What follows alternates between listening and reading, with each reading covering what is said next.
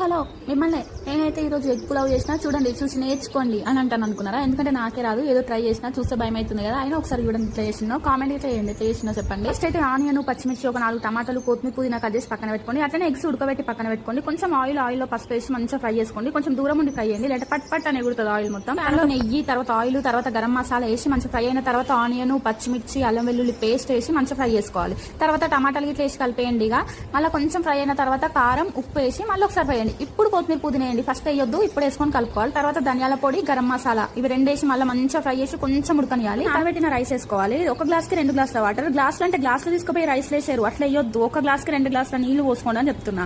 First fry చేసుకుని eggs కుడుతున్నాయి కదా, అవి ఇట్లా తీసుకొచ్చి ఇంట్లోనే వేసి కలిపేసుకోండి. ఒకసారి మూత పెట్టి ఒక 5 నిమిషాలు ఉడకనియండి. మళ్ళీ తీసి మళ్ళీ కలపండి. అయ్యే వారికి తీసి కలుపుతూనే ఉండండి. అయిన తర్వాత ప్లేట్లు వేసుకొని వేడి వేడిగా తినండి. ఎట్లా చేసినా బాగుంది కదా, నాకైతే ఫుల్ గా నచ్చింది. మీకైతే నచ్చదని నాకు తెలుసు, ఎందుకంటే నాకు ఎగ్ పులావ్ చేయడం రాదు. ఏదో ట్రై